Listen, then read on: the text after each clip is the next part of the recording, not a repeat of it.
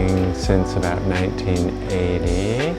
I do a lot of furniture that is functional, but often the function is a little bit subverted, or I play with the function to make it sometimes a little bit more challenging to use, so that you have to think about the function and engage with the object.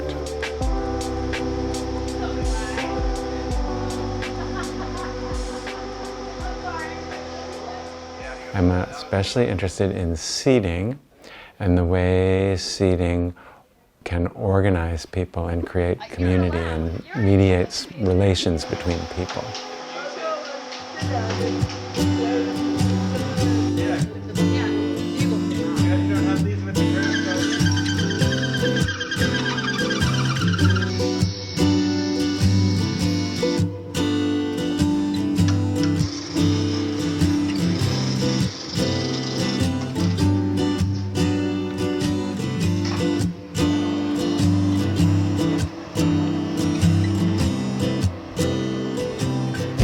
Branches, I tried a lot of different branches, many different species, and it's a backrest for a bench.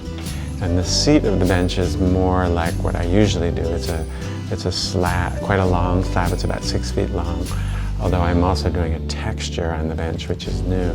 I have 3 holes in the bench where I can mount the branches, and I played a lot with different relationships and getting the right branches in the right place. And I did a little bit of pruning to try and create a kind of a wall or a plane with the branches.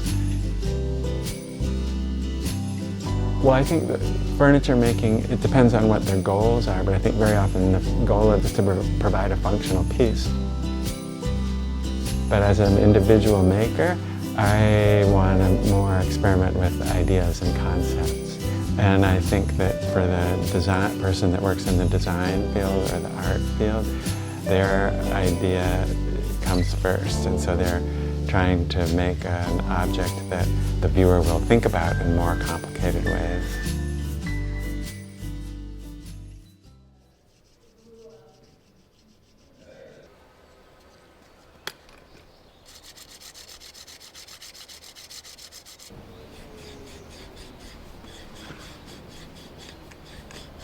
I like for the wood to come back through. So I don't think of the paint as a coating, like covering up the wood. I think the paint actually enhances the wood. So I like to rub back through and polish it, and I think it gives it a very sort of tactile or even a haptic element where you want to feel it with your hands. And there's that texture on the seat that I think will be kind of nice when you're sitting on it, to feel it with your hands.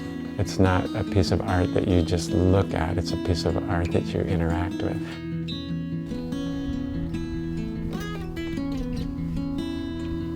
And also, one of the things I really like about wood is, although it's usually dried, in other ways it's not that transformed from the form it had in the forest.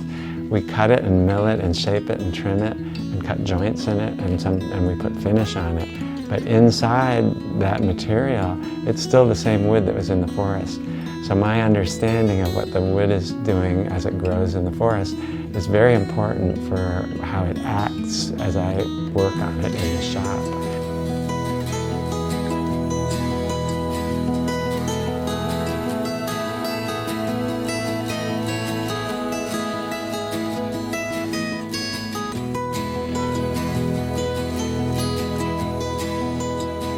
One of the things I like about wood is that I think if it's managed correctly as a resource, it can work very well. It can be very much of a sustainable resource.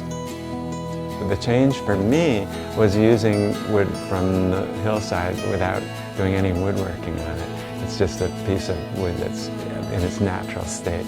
But I think what I'm interested in also is the change part would be sort of in terms of changing our relationship to the forest and to wood and how we think about it.